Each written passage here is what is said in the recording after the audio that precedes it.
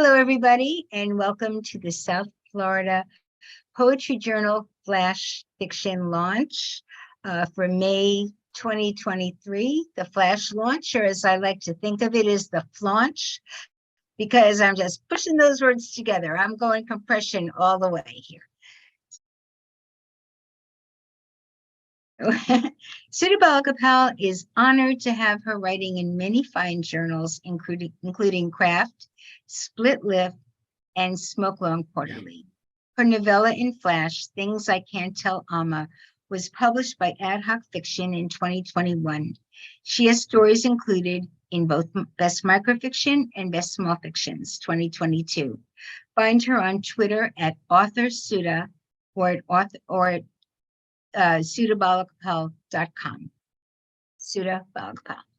Thank you, Francine. Thank you so much. So here goes. How to measure a man. While Amma flits around arranging Rajnigandha in a vase, I lock myself in my room. Appa knocks on the door. Kana, this is a casual meeting. I swivel in my chair. But you invited this guy without consulting me? Amma instructs me to wear the pink silk sari. When I emerge in my jeans and a kurta, she looks at Appa and lifts her shoulders. I pick at the embroidery on my kurta. Appa insisted this is casual. I don't expect a retinue to arrive. The mother leads the way into our home. She reminds me of a country's flag bearer at the Olympics, a basket of apples and oranges in her hands. Behind her, the father, a gray-haired gentleman with a lustrous mustache. The guy brings up the rear. He sports a sparse goatee and formal attire, a long-sleeve shirt and paisley-printed tie. Studies his narrow hands during the introductions. His name, I learn, is Arnav.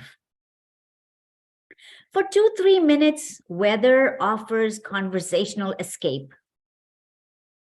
It's humid today. The father's words emerge strained through his thick mustache. I offer an obedient nod. The mother interjects. I want to clarify that we are very modern. Arnav has progressive views. I squirm. Amma serves kesari and potato bondas, which, she informed me, is standard fare for such occasions. She's using the seldom-used silver platter with matching plates and bowls. Tea is poured into fancy bone china cups and saucers that boast blue flowers and gold edging, cups used for special guests. It's the right age and time for your daughter. The mother is careless with her cup and it tips. Nowadays, these career-minded girls wait too long. I leap to save the china. Appa points to the painting on the dining room wall and declares I dabble. The mother rises. I don't understand art. Can you describe this thing? I stand by her, explain it's inspired by the American master Jackson Pollock and his drip painting.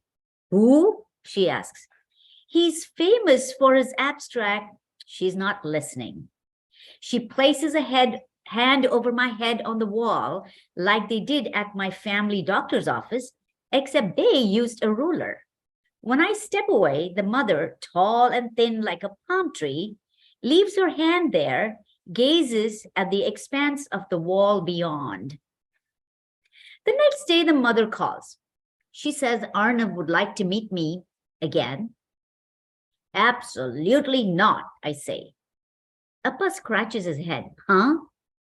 Why not? Amma asks, what's the problem? I close my eyes, picture the painting, the lady with her hand on the wall. Well, to start, he's short, I say. Don't be ridiculous. So are you, Amma says. At least he's taller than you are. How do you know? I stand erect. I didn't see you measuring him, did I?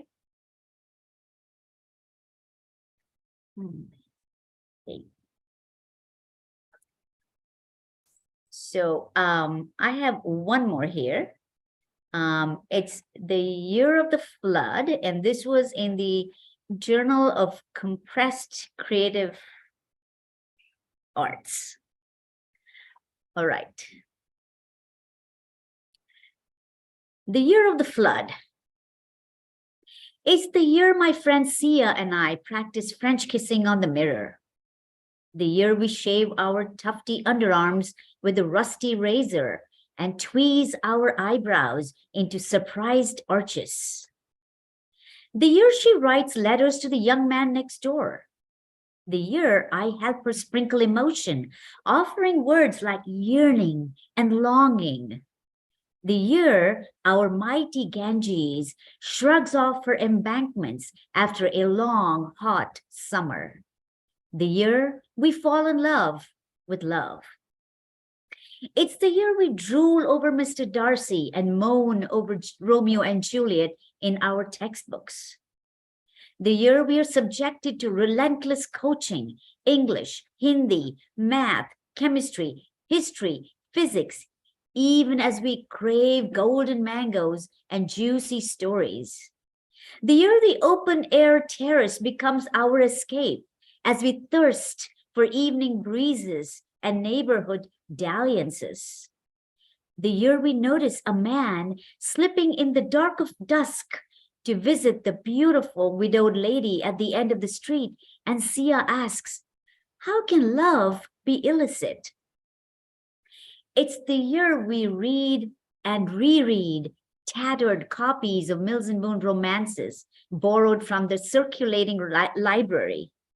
The year biology homework languishes on our desks, even as my ma, a school principal, repeats, procrastination is the thief of time.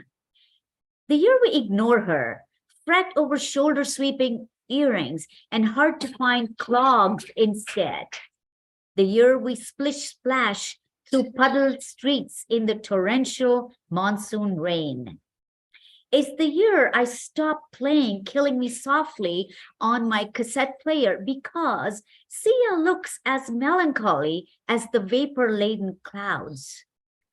The year we purchase overpriced tickets from a scalper to watch Julie and drown in the angst of the movie's forbidden romance. The year the young man slides in next to Sia and drapes an arm around her shoulders. The year our washed garments hang for days, listless, smelly, and damp on the clothesline in the veranda. It's the year we practice draping saris and strut on our driveways, pretending to be aunties, even as Sia struggles at school. The year she whispers on the phone just once, I feel hopeless, with the 3-breath pause between the hope and the less. The year no one from her family will answer my knocks. The year Ma said Sia was married off quietly in another town. It's for the best. The year I ask, what's best about it? What about love? And she stands straighter to respond, yes, what about it? As if book life and real life are unrelated. The year she notices Sia's befuddled young man hovering and tells me, you're known by the company you keep. It's the year Ma and I gasp as the angry, swollen Ganges invades our home. The year we flee to the terrace above. The year I lean over the parapet. The year I watch my favorite things, shoulder-sweeping earrings, clogs, Pride and Prejudice, Romeo and Juliet, and tattered Mills and Boon romances float in murkiness. Thank you. That was just beautiful, Sudha. I love how you combine just such beautiful imagery with all that emotion. It's just so beautiful. Thank you so much for reading.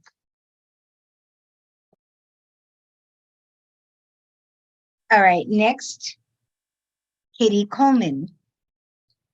Katie Coleman's fiction has appeared in Ghost Parachute, The Illinois Review, Bending Genres, Briefly Zine, Lit 202, Bright Flash, Corvus Review, and the Potato Soup Journal.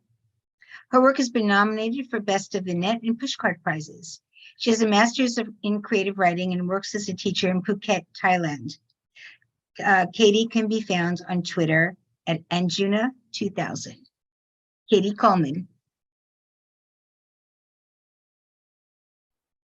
Thank you for that lovely introduction, Francine. I hope I can get my tongue around this. It's early morning here in Thailand, and nice heavy rain as well, 6:30 a.m. almost. Okay, I'm going to read two short pieces. The first one is called Bright Young Sun. In January, Mum weighed out veggies for our salads and told us we'd feel like fresh young things. Valentine's came round and Mum snipped recipes from magazines and stored them in a jar like buttons. About May, she'd treat us to alfalfa salad and time us to see how many seconds it would take to finish using only chopsticks. She broke out the batteries for Halloween and we took turns creating ghoulish shadows. Come Christmas, we gulped cranberry shots and she kept saying, "Not too fast, slow down." When Dad died, she crumbled charcoal into hot toddies, draped black ribbons from the drawers, and drew gargoyles on the shopping list. After the bomb went off in the market, she placed upturned steak knives in vases and dolloped canned tomatoes in the sink. Spring rolled around, and she painted the kitchen cabinets seafoam green, and she pinned garlic above the door. May 18th, she screwed bird feeders to the cabinets and released hummingbirds in the hall. The night after, she baked teardrop cookies and crumbled them all the way to the rail tracks before throwing herself under a train. The seasons passed and we planted lavender. We nestled ornamental dragons and crimson eggs in the undergrowth and lit them a soft purple hue. In summer, we perched together on cushions and wore jelly sandals with denim shorts and recited love poems in the bright young sun. Okay, that's my first piece. My second one is called Water Play. "You lot be good," says Dad on his way out. We're four lads in the conservatory, staring at clouds. We stuff Cheetos into our mouths, net cans of Coke, and shake soda over Dad's precious patio, his oh so lovely sun trap. With its yellow climbing roses and ornamental wall, they all get a dousing. We concentrate and we make clouds move with our minds. Next, we're on the patio. I say, what if an earthquake erupted right here? We crouch and hold hands, our freckled arms forming a circle. We focus on the cement in the cracks, willing it to split. Our eyes water. The youngest is serious when he starts a chant. Fire and explosions and toxic chemicals. There's a weird clanking sound. Water bubbles up between the slabs like a tap's been left on. And it's spreading like a spring or a hydra in the underworld. And we're rubbing our hands and jets of water shoot 50 feet into the air. We're blasting birds right out of the sky. The slabs are floating like playing cards, and we race out onto the lawn in our socks. We're dripping and kicking puddles, and the tide floods into the house. When the garden's under 2 feet of water, the shed folds and the chickens flap loose, and they perch on a branch in the cherry tree. The water rises, and we're swimming against the current. I dive down and pull up handfuls of tulips before giving into buoyancy and pop up with lungs inflated beside the Simmons fence. I press my hands against the knots, but the water surges. It builds and the fence tips over. A tide rushes towards the Simmons house. We're turning somersaults, and the yacht they keep on a dry dock has uprooted and is heading right for us. I'm paddling and kicking and trying to get out of the way. I spot the youngest clinging to a post, and the yacht pounds against a door at the back. Now we're yelling at each other and bouncing the blame around. Our shirts hang like split balloons. There's a clank of bolts, and I'm scrabbling to get away. And then I grab the side of the boat, up the ladder, then hand over hand on the deck, legs up and over. Amber clouds part overhead, and we shade our eyes. The door splinters, and out pour 6 long-haired girls who power to the surface with tails flapping, sparkling like marble figurines. They climb aboard and demand to be fed. Thank you. Oh, that was heart-stopping, actually. It was really beautiful and terrifying, which in a good way. So thank you, first of all, for being up so early. And always appreciate that, the dedication and your lovely accent. Can't not say something about that. It's just beautiful. I could just listen to it all day. And now whenever I see one of your stories, I'll be hearing it read like that. And thank you for these beautiful stories for submitting to us. Your details are just so exact and beautiful and original and just wonderful. Thank you for that lovely reading, Katie Coleman. Our next reader, DeVassie, I hope I'm pronouncing that right, is a multi-genre writer and a fine art painter who creates from the outskirts of Columbus, Ohio. He is the author of 3 chapbooks, including Splendid Irrationalities, which was awarded the James Tate Poetry Prize in 2020, Sir Vision Books. Very nice. You can find more of his written and painted works at ThadDeVassie.com. Thad DeVassie. Great. Thank you, Francine. I've got a little bit of dysphonia, so I hope my scratchy, pathetic voice isn't what you remember after.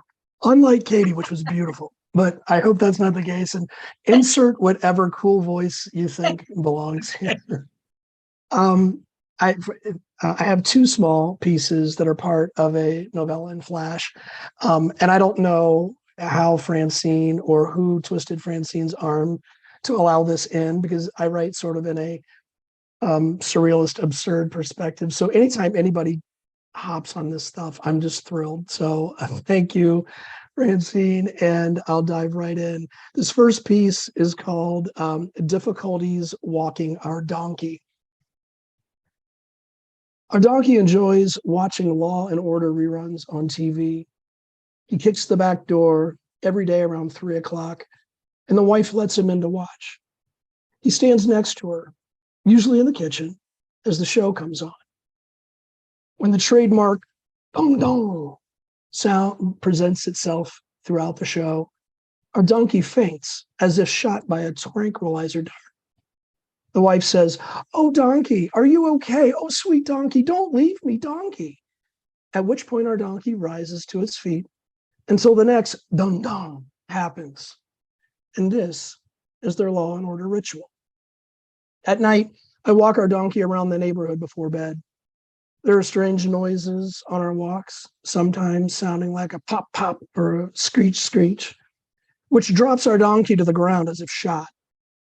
I try coaxing our donkey back to its feet, jerk on its leash a little, then a lot. Next, I succumb to saying, "Oh, donkey, are you okay? Oh, sweet donkey, don't leave me, donkey," with less dramatic effect than the wife, and to no success. And by now, people are looking out their windows, trying to comprehend what appears to be a man huddled over a dead donkey on a leash in their neighborhood.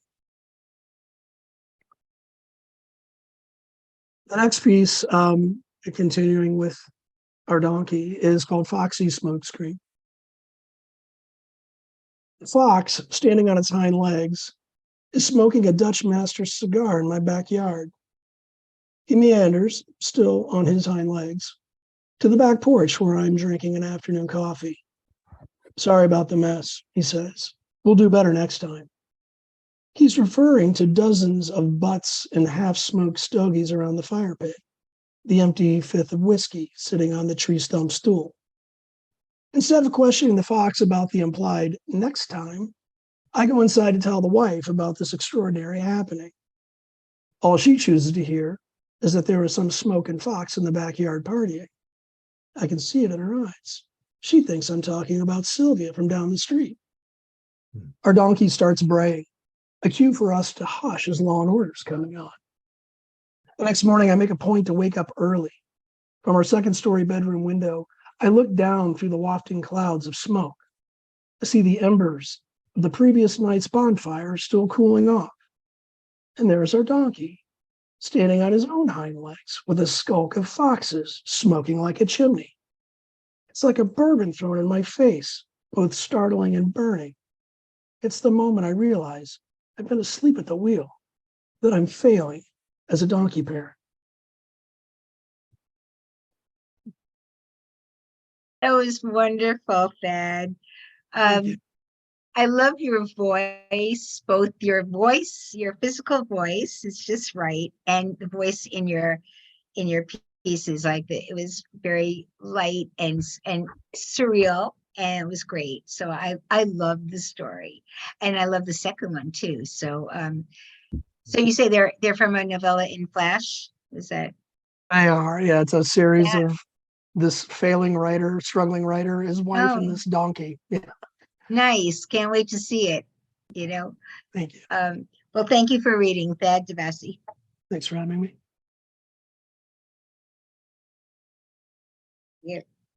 Next, we will hear from Gary Fincke. Gary Fincke's new collection of flash fiction, The Corridors of Longing, which I blurbed, and it's wonderful, was published in 2022 by Pelicanesis Press.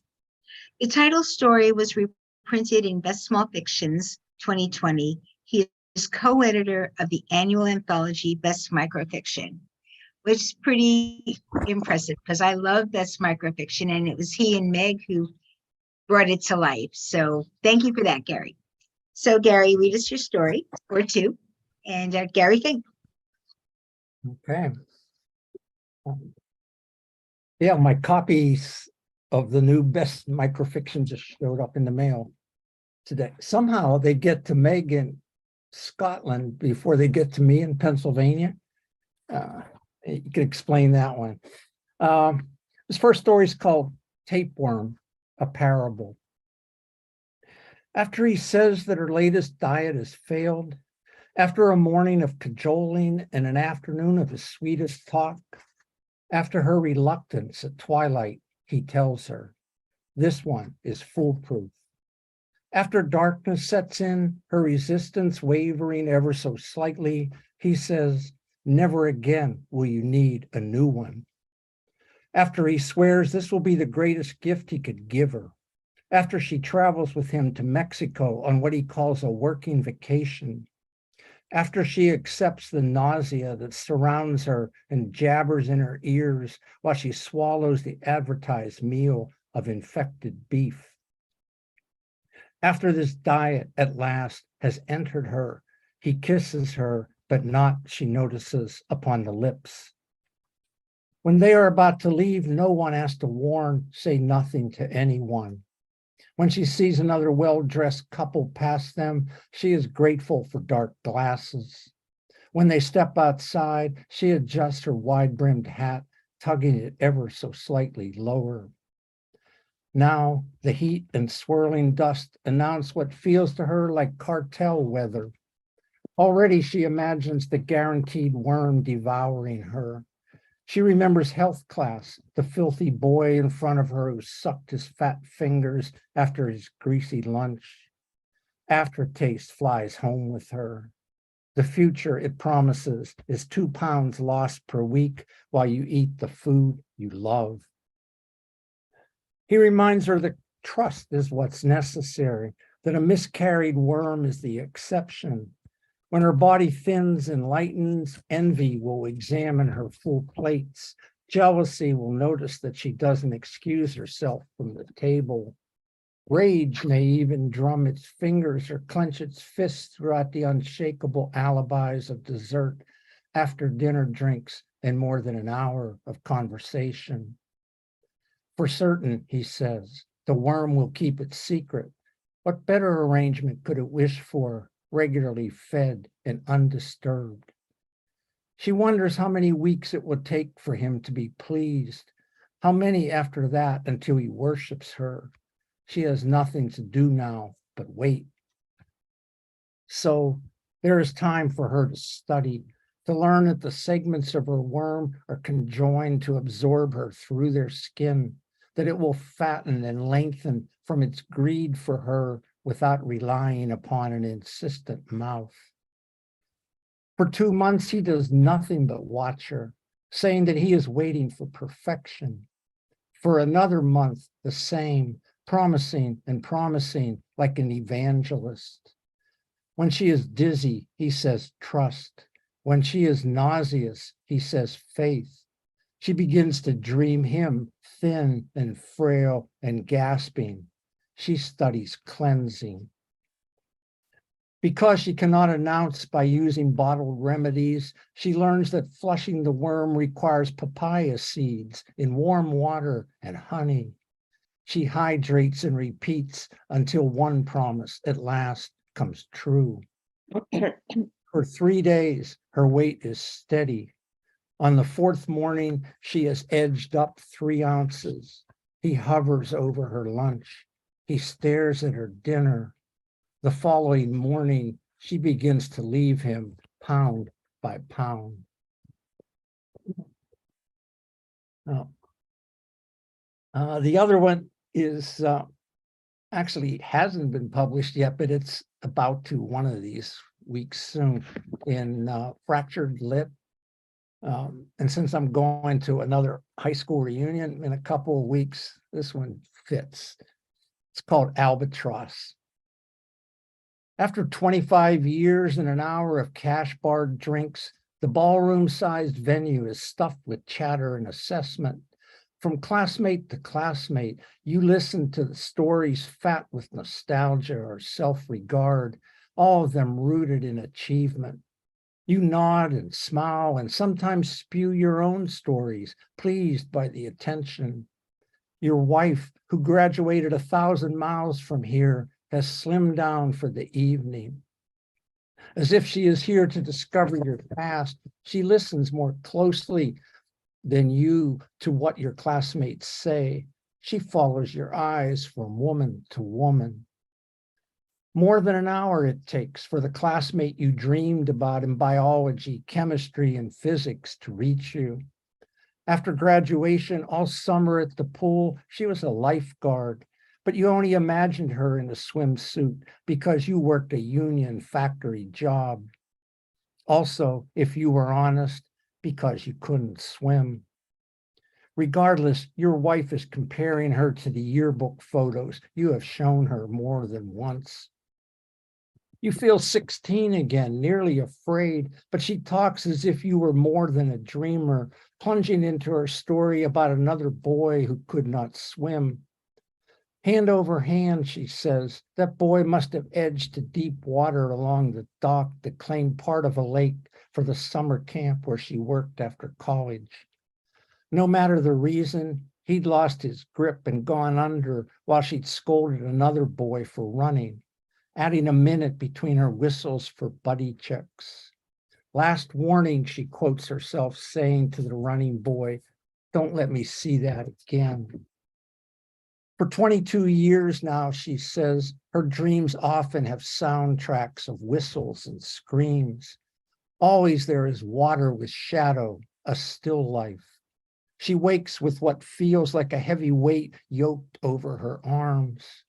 Twice each night, she rises to check the breathing of her 4 children who sleep paired in 2 rooms.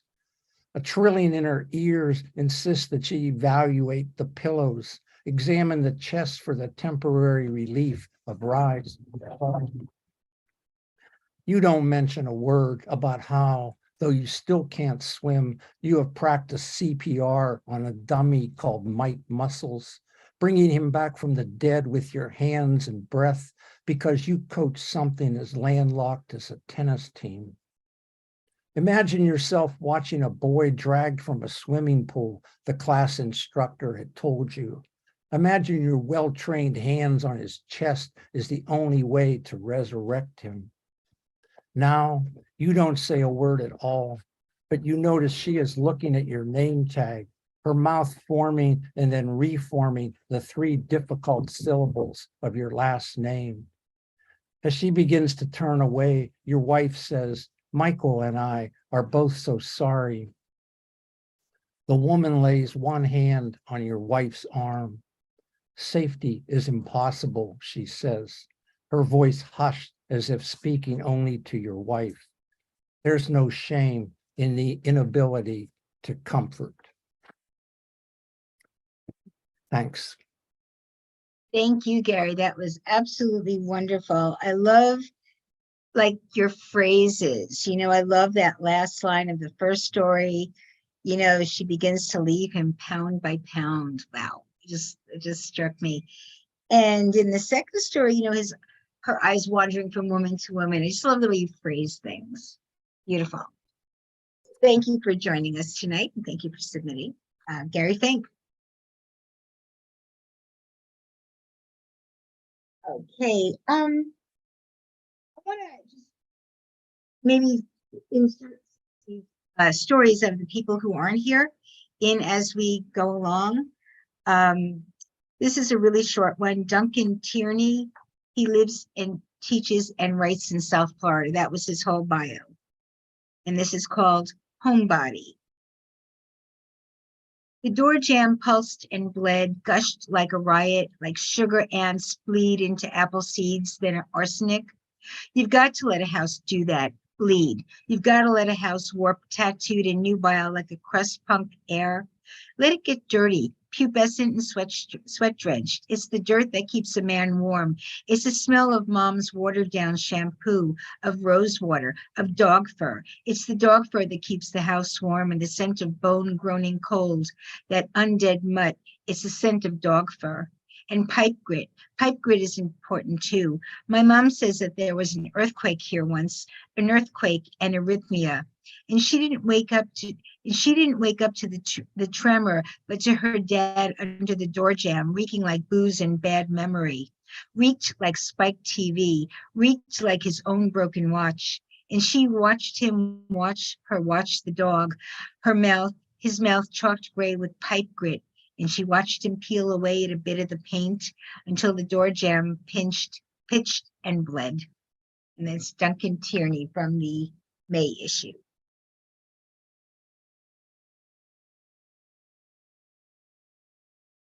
Okay, next reader on our list is Pat Foran. And Pat Foran writes letters to vampire crabs and postcards to vivid dreamers.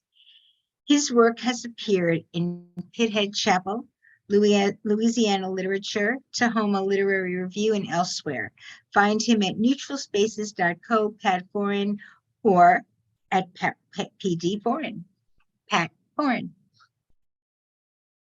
Thanks so much for doing this, Francine, and thanks for including my tiny piece in the May issue, which I'll read first, and then I'll read another short thing.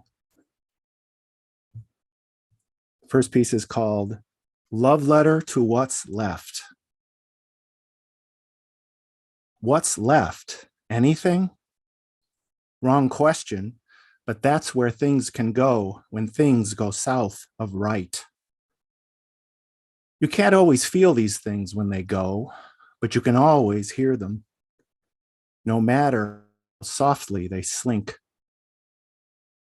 There's a story, song, docudrama, dream, about a moon that doesn't give two shits about anything. Yet this moon is loved, loved, loved.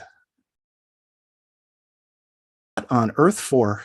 The moon asks his dog named Anything, who pantomime kisses the moon where the sun, if there were such a thing, would shine. If anything could shine. What on earth for? Wrong question. But you know what's left.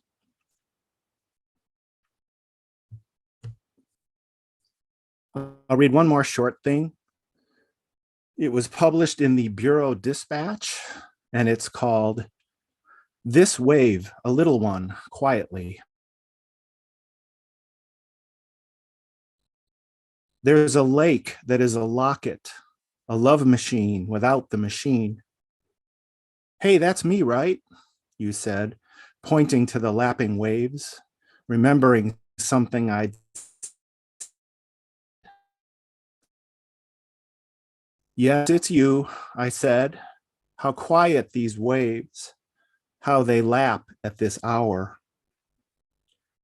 You'll never know, probably, what I mean by this. I'll never know, probably, precisely what I mean by this. I try to explain it to myself sometimes. I try to explain it, I think, so I might be able to tell you what you've done for me, what you do for me, what you do. So you know that someone knows, that someone could love you.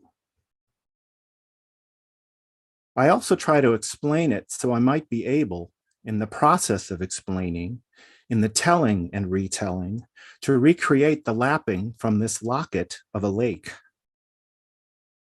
The lapping that is the telling and retelling, the lapping that makes it possible for me to sleep, to sing, to love the way you do. So, yeah, to explain how the lake that is a locket moves on a hinge that isn't a hinge, but a dimensional soul that opens and closes, and opens again always, like a door that isn't a door, but an unheld hand. Or how love, when it laps quietly, the waves bending anything but mechanically, as they meet the shallow water, slowing quietly, how love is the essence of presence, of now, when it's all I can do to keep from sliding back to then, the then before you. Maybe someday I'll get better at this, better at some of it. Maybe someday you'll get closer to knowing what I mean. You'll see it and hear it and feel it and say it and say it quietly, and it will lap, this wave, a little one, quietly, lap like a song that isn't sung so much as spread, like, what is it called? Underwood deviled ham? Yes, that's it. Then you'll know it, I think. You'll know how amazing it is, I hope, and how beautiful. And you'll say it without laughing, sort of, especially at this hour.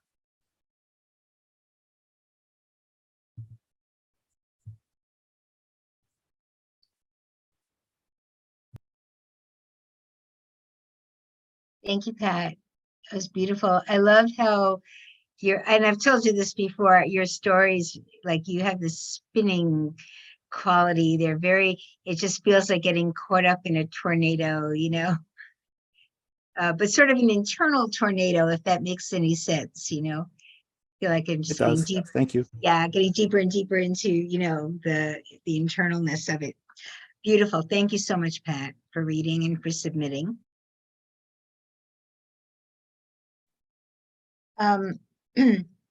Next, we're going to hear from Molly Giles. I hope I pronounced that correctly. You did. I can't find Yeah. myself. Just a minute. I'm gonna introduce Okay, you. there I am. I think that's Well, me. Molly Giles lives in Woodacre, California, and has new work in this year's pushcart. That's huge, by the way. So I wanted to pause there.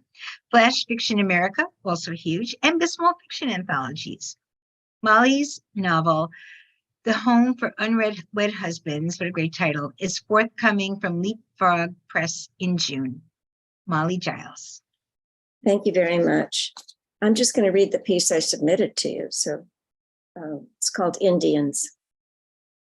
She didn't know when she began talking out loud to her body.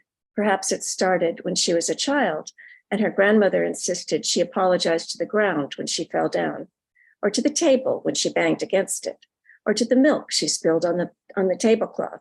Sorry glass, sorry milk, sorry tablecloth, sorry sponge. That's how the Indians did it, her grandmother had said, pulling a straight pin from her mouth as she knelt to turn up the hem on Jenny's school uniform. They believed that everything lives and has a spirit. They honored every tree and rock in the forest. They never shot a deer without asking permission first and thanking it afterwards. Stand still, she had added, for the pin had scratched Jenny's knee and Jenny had jumped. Jenny had been a clumsy child, her freckled skin mottled with bruises and tagged with Band-Aids. She had grown into a clumsy young woman, ski accident, hiking fall, miscarriage, and then into a clumsy matron, lost passport, bent fender, stove fire. Recently, overnight it seemed, she had turned into a clumsy old lady. She still breathed, thank you, to the shower, went to the shower bar when it steadied her getting in and out of the bath. And good job to the few plates she dropped that didn't break. But her monologues now were mainly addressed to her physical self. Her arthritic fingers that refused to turn the doorknob. Come on, you can do it. Her bladder in one of its middle of the night dribbles on the toilet. You like it here? You want to sit here forever? Her shakes and tremors. Just stop it. You know you don't have to do that.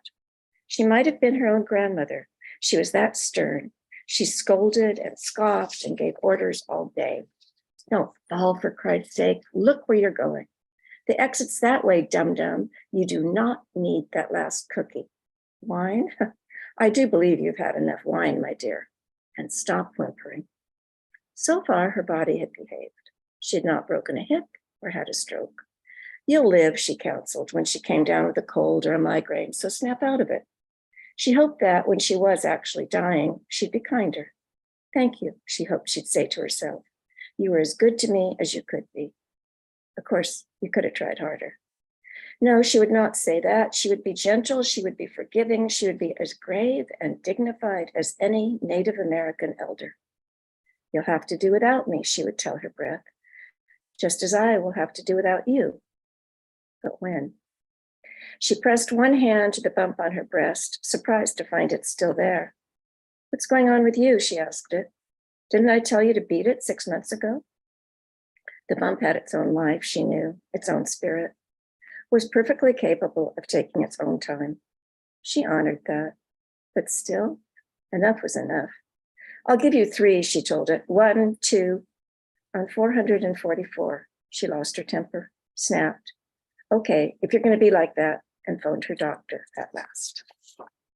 And this is a very short one that was just taken by brevity, so I'll read it fast. It's called Lunch with Norman Mailer, 1987. The round table meets at Trader Vic's. Would I come as their guest? They need a woman. I don't know, I say, I'm no Dorothy Parker. No, my host agrees kindly, but you'll do. Nervous, I follow him up the stairs to the captain's cabin. I meet the famous movie producer, the famous architect, the famous director, the famous columnist, and there he is, the famous writer, Norman Mailer, just like his photos, twinkly blue eyes, curly silver hair. We sit, they talk. Books, money. Movies, money. Boxing, money. Jazz.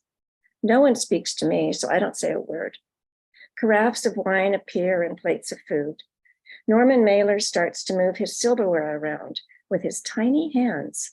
I have never seen such tiny hands, baby hands. He lifts his knife up, sets it down. Is he strong enough to cut his steak? Without thinking, I, oldest daughter, mother of 3, reach over and begin to cut his meat for him. The table stills, stares.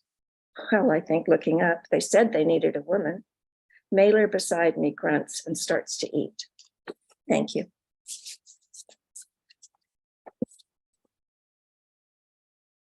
Thank you, Molly. That was amazing. Both stories, beautiful. I love in the first story, just, it struck me because, you talk about something that I guess a lot of us do, where we talk to things.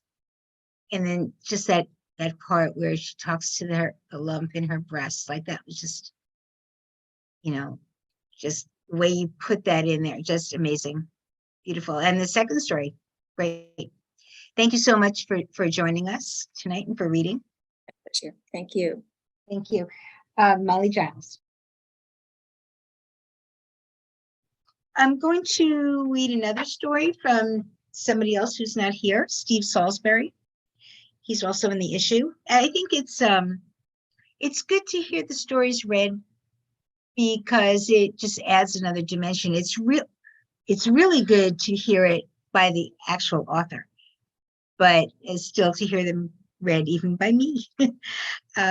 Gives a different life to it. Stephen Salisbury writes from Maryland's Eastern Shore. His flash fiction has appeared in The Yard, Press 53, Rehoboth, Beach Reads, Loch Raven Review, and others. He enjoys running despite an unexpected surgery in 2022 and loves music, currently digging into old Detroit bands like the Stooges. Okay, this is called Inextinguishable. Up our street, the fire was under control. Only hazy waves and floating black particles.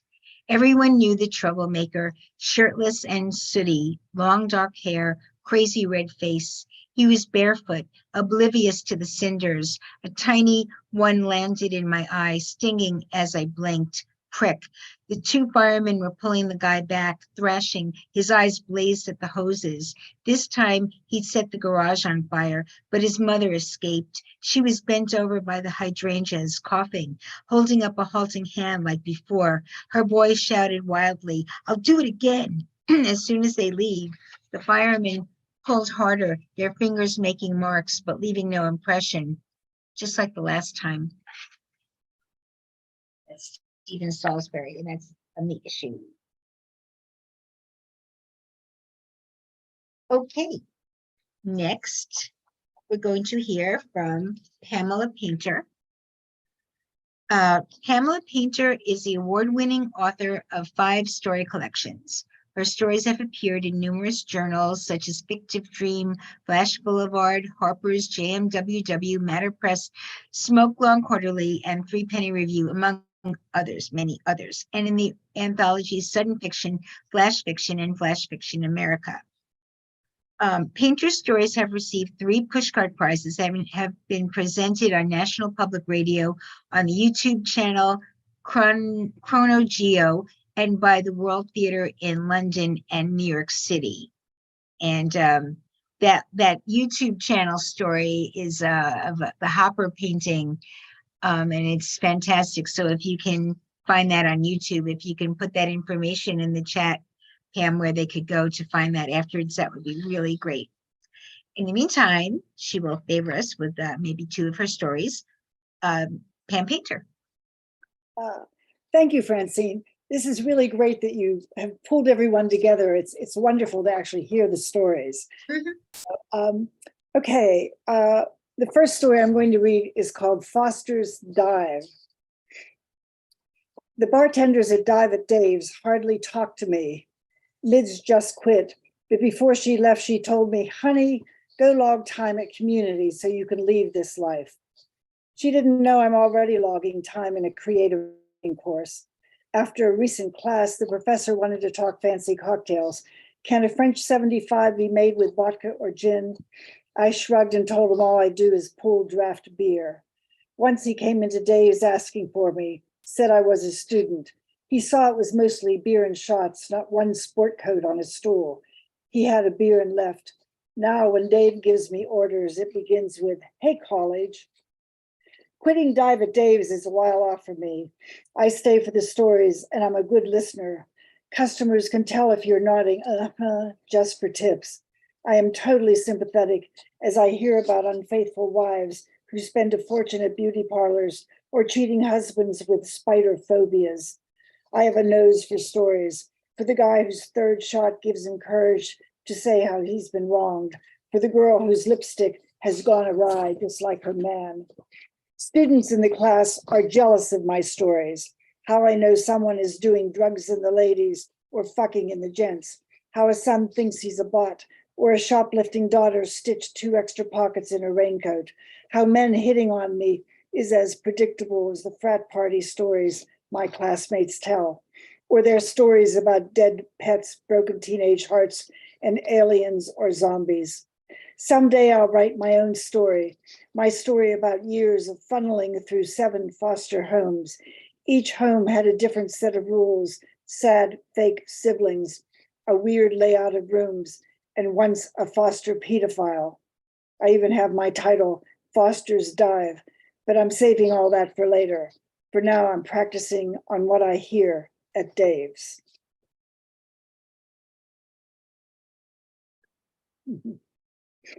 And the second story is one, Francine, that you published in Flash Boulevard, and it's called Close Your Eyes. I was in kindergarten when I realized that when my friends heard "close your eyes," they fully expected something wonderful to appear or happen. Up to then, for me, it was what my grandfather said when he was about to do something dire, like the time he stuffed 6 newborn kittens into an old flour sack or put a limping dog out of its misery. The squirming flour sack was carried to the weedy pond on the edge of the farm. The dog was settled into an old suitcase that Grandpa shot 5 times. Close your eyes is what my grandmother commanded before a mouse, its tiny feet stuck to a cardboard square, was dropped into the rain barrel. I always closed my eyes, though it was no protection at all. So when Danny's mother sang "Close Your Eyes" at his birthday party, my first party that wasn't for a relative, I yelled no. I feared for their scruffy dog barking its lungs out in the pantry, or the ratty cat scratching the leg of the table holding the birthday cake. 2 kids giggled. Danny's mother said, "Good heavens, Sally, don't you want to be surprised?" I did not want to be surprised, but I looked around the room decorated with balloons and shimmering streamers. My friends all had their eyes closed, some with fingers pressed tight, others squinting hard above wrinkled noses, not an ounce of dread. I closed my eyes. Seconds later, it seemed like an hour, Danny's mother sang, "Open your eyes." I kept mine closed, ready for screams of dismay or horror, surprised by my friends' yelps of delight. There stood a magician in a fancy black suit and top hat. He bowed low to us, sweeping his top hat in greeting, and he was seemingly shocked when a bird flew out of the hat and fluttered onto his shoulder, very much alive. I thought, now it is going to go all wrong. But instead, everything was all right. The disappearing penny was fun. The silks, Mr. Padini called them silks, kept swimming out of his sleeve, and his bow tied squirted water at the birthday boy. We all sang happy birthday. We were happy, except that a stomachache kept me from eating my slice of birthday cake. I'll just say this, that first lesson was hard to unlearn. Thank you. That was beautiful, exquisite, Pam, as always. Really great. Thank you for joining us and for reading your stories. And this is from Bethany Jarmal, who's really a very nice young writer, and I can call her young because I'm, not young. So it's all relative these days. And she gave a very nice flash nonfiction workshop the other night on Zoom, which I went to because like suddenly I'm getting kind of interested in that because I think I write stories that are kind of nonfiction, but I want to sort of try to do it officially now. So anyway, so I actually met her. I was kind of hoping she'd be here. So I'll read her story. Bethany Jarmel is a writer, editor, and poet. Her work has appeared in more than 50 literary magazines and has been nominated for Best of the Net and Best Spiritual Literature. She earned first place in Women on Writing Q2, I guess Q2, 2022 essay contest. Bethany enjoys chai lattes, nature walks, and memoirs. She lives near Pittsburgh with her family. Connect with her at bethanyjarmel.com or on Twitter at bethanyjarmel. And this is her story. Freak accident, reports say. Lightning, thunder, the woman weeps, running and running and running from him until she's not running, but tripping over a log, until she's lying in the mud, rain pelting the freckles on her face, her swollen stomach, until she hears his shotgun firing once, twice, and she's running again, the baby inside her thumping along. Up a hill, down a hill, towards the river's edge. The river is wide and deep, but she's a strong swimmer and she can hold her breath. She can hold her breath and disappear. The wetness swallows her. Molecules fighting against the friction of her skin like stomach acid ready to spit her out. Her hearing dulls, her hair floats, her eyes cloud. Whatever is happening above the surface matters little now. She wonders if this is what her fetus feels like inside her womb, suspended in liquid, suspended in time, awaiting that is both heavy and weightless. On the shore of the river, the man waits with shotgun in hand, wiping water from his eyes. He is not a patient man. He wades into the river up to his belly button. He points the gun at the water, finger on the trigger. 300 million volts of electricity cracking open the sky, striking the river, traveling along the surface in all directions, making no distinction between evil and good, between perpetrator and victims. Bethany Jarmel, and that's from the May issue. Next, we'll hear from Keith Powell. Keith J. Powell writes fiction, CNF, reviews, and plays. He is co-founder of Your Impossible Voice and has recent or forthcoming work in Roy Finant, I know I'm saying that wrong, Press, Emerged Literary Journal, Bending Genres, 100-Word Story, and New Flash Fiction Review. Find more at www.keithjpowell.com. Keith J. Powell. Thank you. All right. This one is from the new issue. It is called Sharp Black Teeth. The last time I saw a sunset, it was summer, probably July, possibly August. I remember the way the amber beams stroked the grass, peaceful, serene. I took a step and then I was tumbling end over end down the well into darkness. For the first few hours, I believed I could stop my fall, or at least I thought it important to try. I stretched and groped for purchase in the yawning void, but all I ever managed to do was bash myself against the odd, jagged outcrop and split my fingernails on stone walls, slimy slick with damp. Sooner than I would have thought possible, I adjusted to my new spiraling equilibrium. I learned to sleep with my mouth open, to catch rogue raindrops, and to sustain myself on wall moss as flavorful as wet fur and the occasional ghostly spider web. Several years into my fall, I joined a support group for people in a perpetual state of falling down a well. The group was divided into two ideological camps, those determined to climb out and those anxious to hit bottom. Their endless well-meaning aphorisms zipped around the room like flies. It was all too much and I stopped going. One day, plummeting past a particularly thick intrusion of roots, I met Ellen. Aside from our velocity, we didn't have much in common, but decided to make a go of a life together. We talked about starting a family, but sex is complicated in free fall. It's tough to get the angles right, and after a while, who has the energy? One morning I awoke and Ellen had slipped away. I didn't blame her. These days I fall alone, resigned to my fate. The mouth of the well is a fading halo above me, each day that much more out of reach. A devouring gravity has me in its black teeth, and it's never letting go. All right, do one more here. This one is called Kindling, and it was published in Bending Genres. I lived alone on an island in a Queen Anne Victorian that was always on fire. On the day I first moved in, the turret was already ablaze, puff, puff, puffing threads of dark smoke into the sky, like coded messages to a distant land. Some people might have balked at committing to such a unique fixer-upper, but they didn't see its generous views of the bay or the way its oriel windows caught the moonlight. My days there always began the same. I'd trek down to the beach at dawn, returning with 2 pails full of ocean to douse the worst of the fire. Then I'd set to work with hammer and nail, mending whatever had been devoured the day before.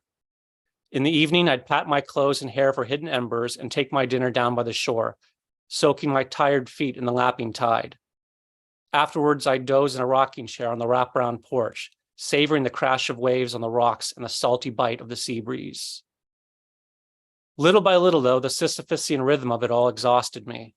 Soot began to cake beneath my nails. Phantom heat from scorched gables singed off my eyelashes. Inhaled ash wizened my voice down to a choked rasp. And I was no carpenter, no mason. The fire took what it took, and some days the best I could do was slather green paint over the char and move on. Then one morning I awoke to flames dancing at the foot of my bed, like an eager pup ready to play, and that was enough. Sharing my home with an open fire was one thing. It was quite another to welcome those same flames into my bedroom. With the resolve of the broken-hearted, I collected the few trinkets I hadn't yet sacrificed and carried them down to my rowboat. The fire had consumed my oars years before, so I kicked off against the rough sand and let the tide take me out to sea. Drifting towards a pale blue horizon, I looked back at the house that had been my home. The fire looked manageable from afar. Fires always do. Thank you. Oh, that was great, Keith. I really like, both of those stories had that same kind of theme, right? Like you're always falling, you're always in a fire. Like you could probably do a whole book of those, Yeah, it's a lot of fun. It's a lot of fun to listen to. I mean, a little terrifyingly fun, but it's still good. Thank you. Yeah. Enjoyed that very much. Thank you so much for reading and for submitting that story. Okay, so I'm going to read another story from someone who's in the issue, but not here, Susan Grimm. Susan Grimm has been published in Sugar House Review, the Cincinnati Review, Phoebe, and Field. Her chapbook, Almost Home, was published in 1997. In 2004, Bookmark Press published Lake Erie Blue, a full-length collection, in 2010. She won the inaugural Copper and Nickel Poetry Prize. In 2011, she won the Hayden Carruth Poetry Prize. And her chapbook, Roughed Up by Skin's Mothering Tongue, was published in 2022. She received her 3rd Ohio Arts Council Individual Artist Grant. Susan Grimm. Haunt. If I wrote a story, it would have a ghost in it and a girl with a sailor hat, which no one would remark on, except as it reminded them of that manga book. What kind of ghost would it be? How old Protag? At any rate, Protag both older and younger than she thinks. She loves boarding school novels. She's not so sure how she feels about magic. Something so half-assed about it and sounding like scissors with their soothed, raspy clack. She will probably never look at the ghost, never see its shy feeling, self-important twitch. She rides on the train, not because she's afraid of flying, but because she likes looking into the backyards of things. Could she go to the art school? How many art schools are left? He's outside the window or inside. The landscape gets blurry. The girl in the machine thinks it's her own breath. It's ghost eat ghost in this world. Does the ghost even have a job? Does he have a message or a memory or a favorite trick? Can he cast spells? Can he freeze the girl beyond unknowing goosebumps? If he had teeth, he would gnash them, jailed in an object that has lost its youth. There's an unprompted flash, impromptu, that feels too big. To haunt something has to do with home, recurrence, bog-bound shadowy every night. Susan Grimm.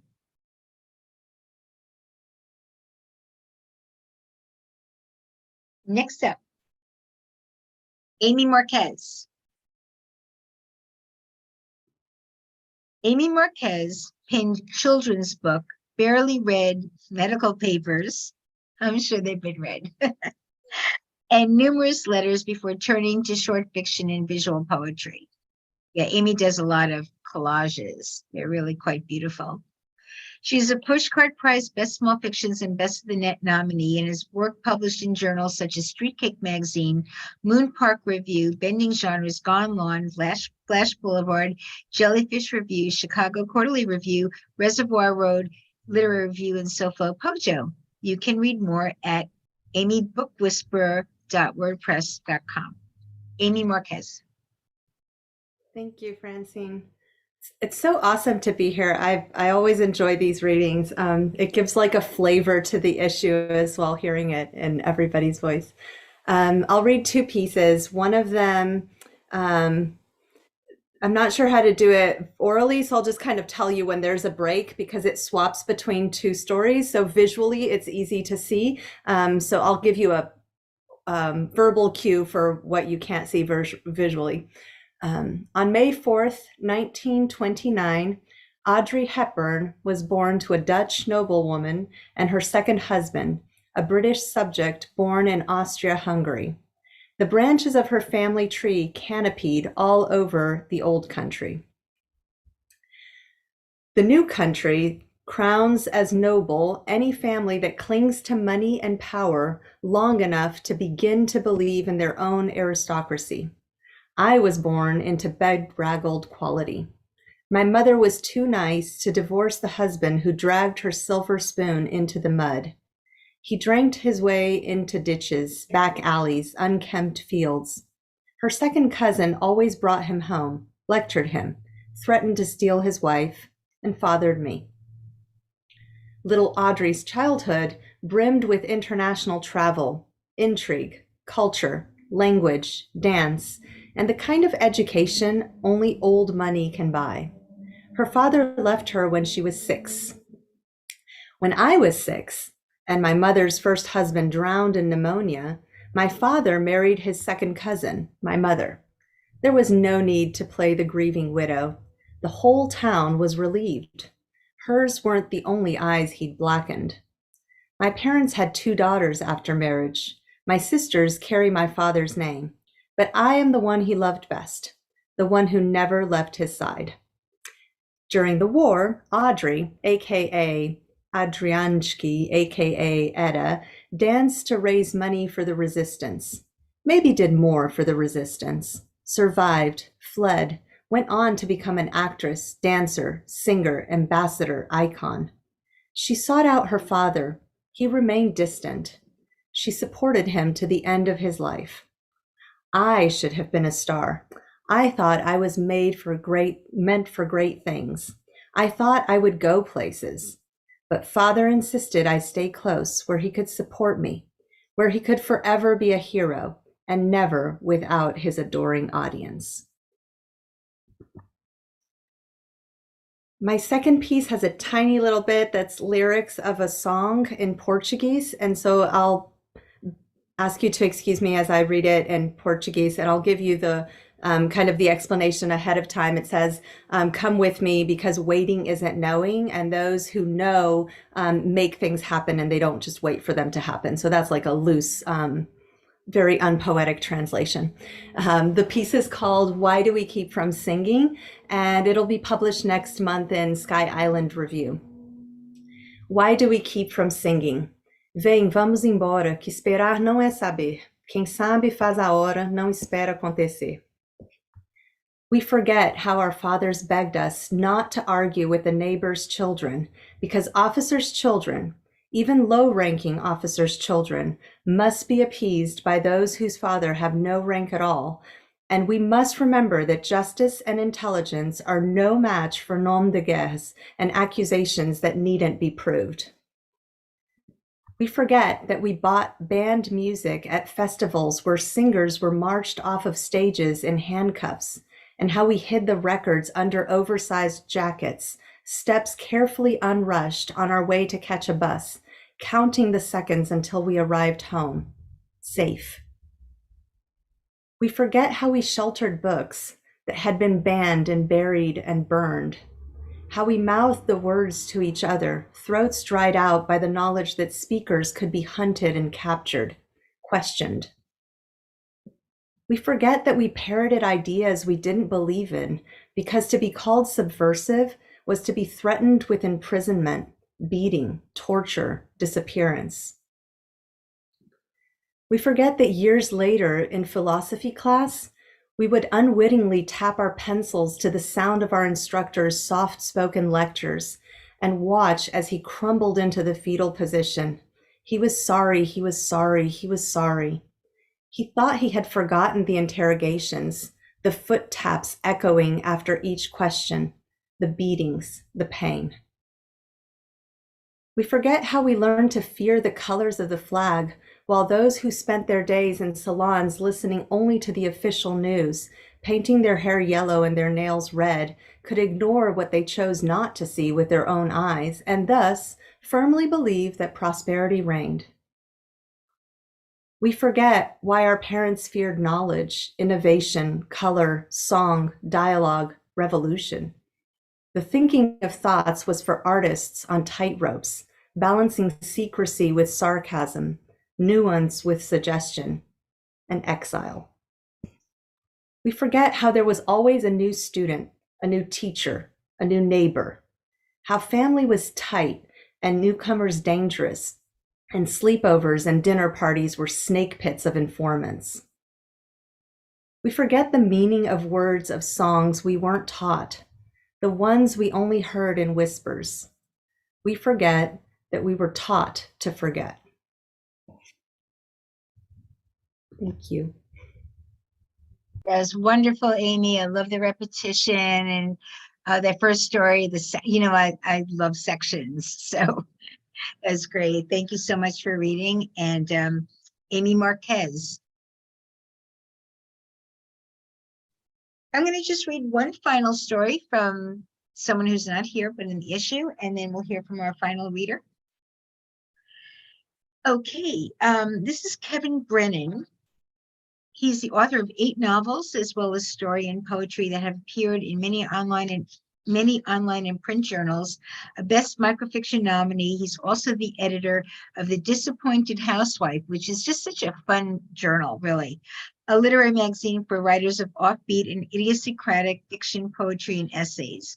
Kevin lives in California's Sierra foothills, where he cavorts among the pines and writes anomalous indie songs for his wife. This is called Indignity. They told me I must come and live with them because I can't take care of myself anymore. 87 and brittle as sun-bleached crepe ribbon, unsteady on my feet, dying in little increments. But they said, my daughter said anyway, you have to come and live with us, Mom, or we won't be able to sleep from worry about you. Or so we'll set you up in your own room with your own TV and a nice comfortable chair, and this will be your home from now on, okay? And I gave in because I knew I'd had close calls falling I never told her about, bruises like abuse, afraid she'd put me someplace I wouldn't want to be till the end, and things were lovely for the first few months, though it might have only been weeks. All of us, me and my daughter and her husband, watching TV in the evenings and chatting like a happy family, until that stopped suddenly. And I couldn't think of something I might have done to cause it, other than my occasional quick mouth. And now the husband can't bring himself to look at me anymore, much less speak to me, so that we're hardly ever in the same room now, and he won't acknowledge me when we are exactly the same. I was afraid of before I agreed to come, because I knew him. I knew him so well by then, his calloused heart, And I knew what would happen in spite of his assistance that I come, and it did happen. It happened faster than I thought it would. And now my daughter tells me they lived alone for so long. They couldn't have imagined what this loss of privacy would be like, that they missed it so much, their precious privacy. They suggested at first that then directed me to stay in my room when they were home together. And now they're planning to finish the basement and put me down in it with a bed, a bathroom, a kitchenette to live out my airless days under their feet, beyond their view, below ground, silent and withering and slipping away like daylight does when you're looking up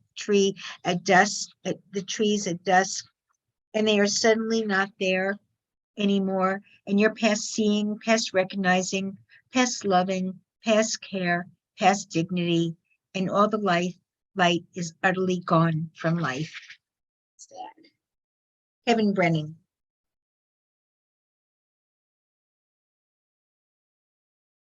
Our final reader tonight is Jeff Freidman. Jeff Freidman's 10th book, Ashes in Paradise, will be published by Mad Hat Press in the fall of 2023. Freidman's poems and mini-stories have appeared in American Poetry Review, Poetry, Poetry International, New England Review, Flash Fiction Funny, Best Microfiction 2021, 22, 23, and the New Republic. He has received an NEA Literature Translation Fellowship and numerous other awards. Meg Pocris and Freidman's co-written collection of microfiction, The House of Grana Padano, which I love to say, Grana Padano, was published by Pelicanesis Press in 2022. Jeff Freidman.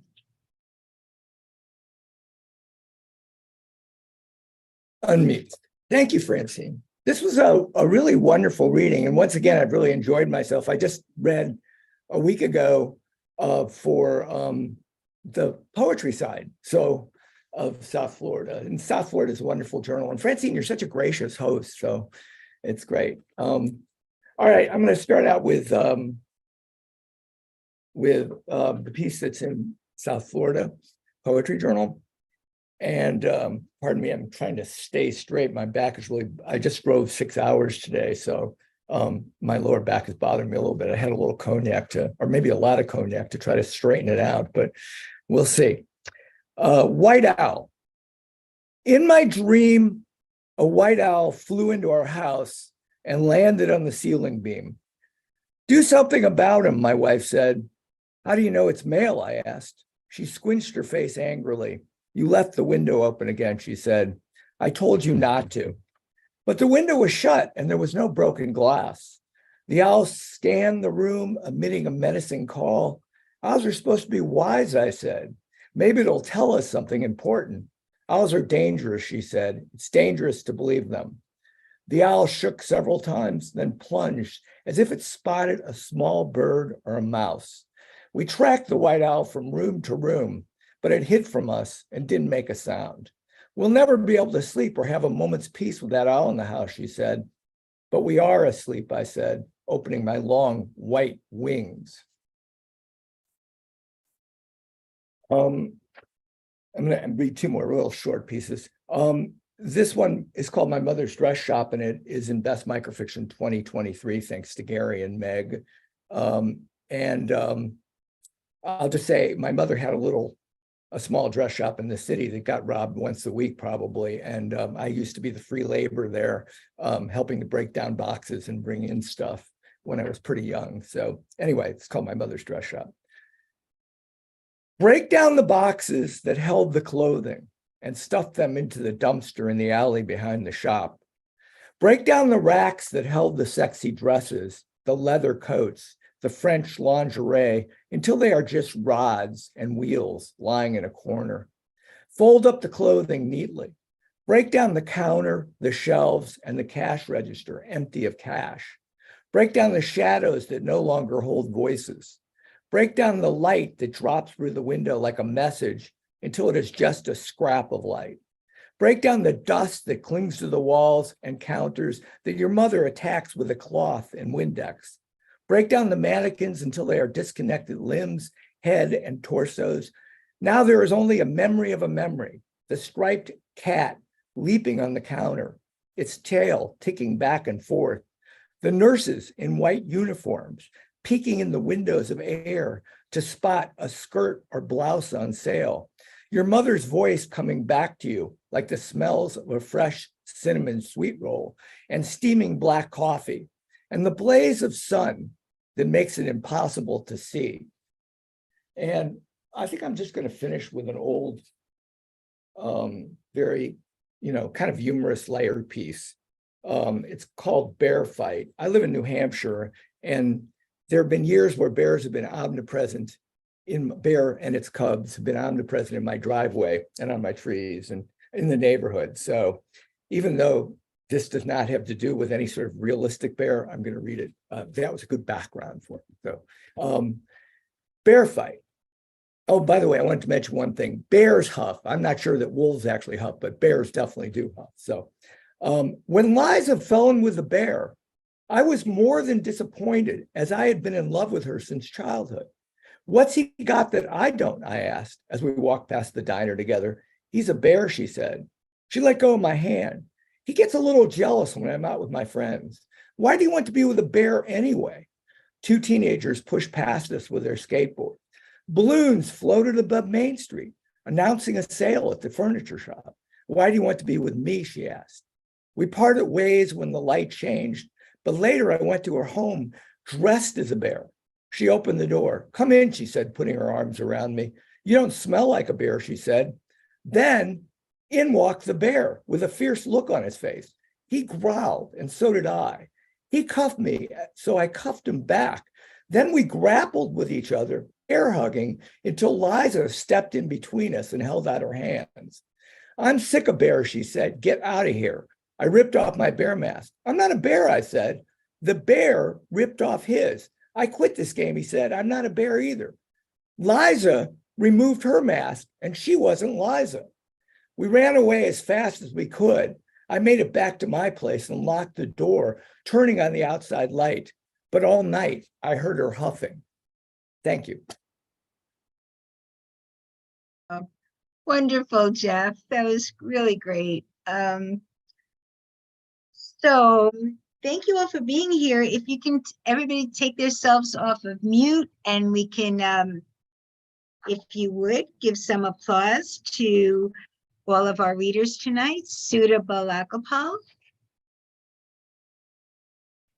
Katie Coleman, Dad DeVassie, Gary Fincke, Pat Foran, Molly Giles, Pam Painter, Keith Powell, Amy Marques, and Jeff Freidman. Till next time, keep submitting. Love to see your names in the queue. And till next time, thank you from South Florida Poetry Journal, the flaunch. Thank you. Oh, no. Okay. Good night, everybody. Good night.